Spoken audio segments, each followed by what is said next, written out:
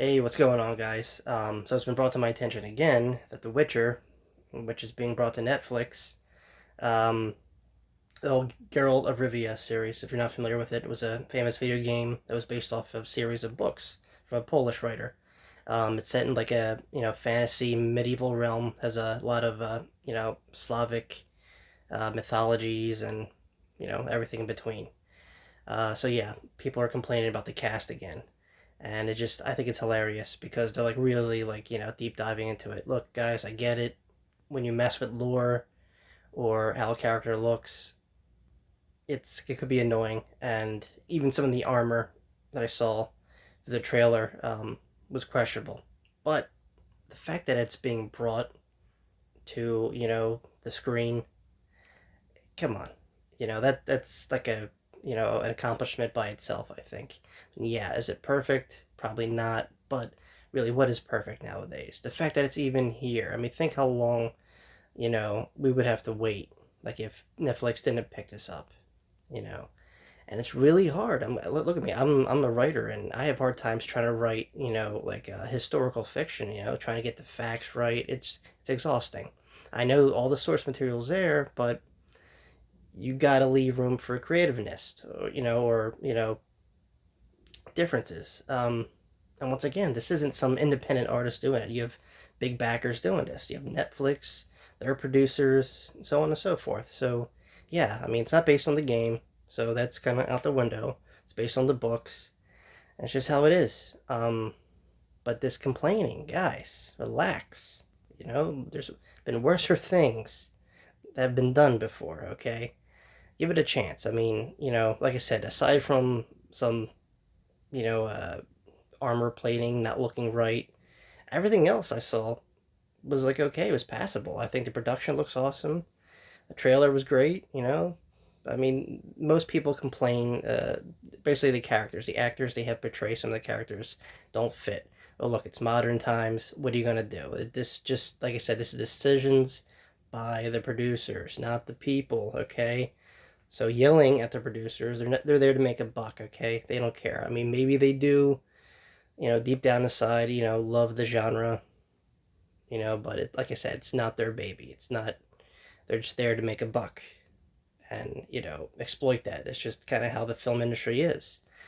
Unless you have someone like Quentin Tarantino or some independent guy, run the show, then it's a different story. Then you could be a little more flexible and based off of whatever source material it is, and make it a little more accurate. But in this sense, it's going to be a big production, so they're going to toy with it as much as they can. But is that going to hurt it? To purists, probably yeah. But I mean, to people that are like me that are excited to see it get to this point and we could watch it, come on, you know. I don't know. See, all this complaining, what it's going to do is it's going to intimidate other producers who are right now scouting and looking at stuff that we love that hasn't reached the screen yet and possibly bring it to the big screen. Well, they're going to see this mess and this rambling on about how much they hate it and this and that. They're just going to keep doing the same thing over and over again and just changing it up. And you know what? People are going to be angry at that. So it's a vicious cycle. My point is, guys, leave it alone. Wait till it comes out, and then you can judge it. And if you still feel the need to, vent, don't hunt down the producers or the directors. It's not going to change anything. Okay. Just I don't know.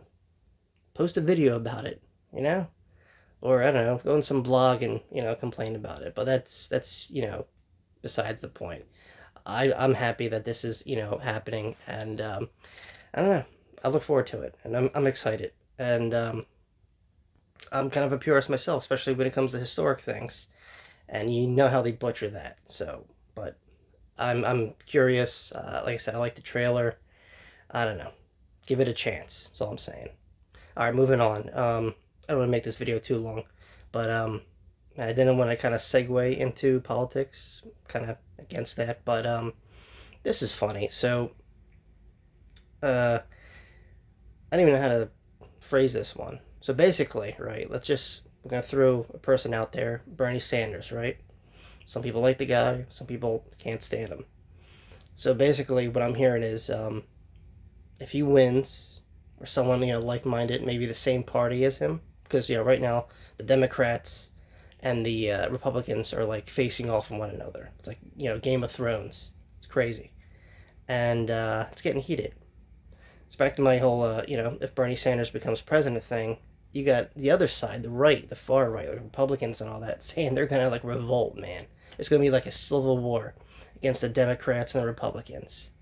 Well, you guys go do that. You guys go, ruin the country, and push it further down the rabbit hole, because that's going to prove nothing. In fact, that's going backwards. We're over that, all right? I don't know what to tell you guys, all right? I don't know. I mean, if you're voters, good for you. If you, I don't know, think one candidate is better than another candidate, and you want to voice your opinion, you could do that too. That's why social media was created. What do you think I'm doing? Um, but I mean, really, Civil War, guys. This is the 21st century. It's time to move on. Like it's crazy. You would think with all the advances of modern technology and everything we have at our fingertips, we still find the time to complain, and it just doesn't work. I'm sorry. I'm not saying conform. I'm just saying we should find a way to coexist, understand one another, and just maybe literally and figuratively come to the table and discuss instead of instead of bearing arms.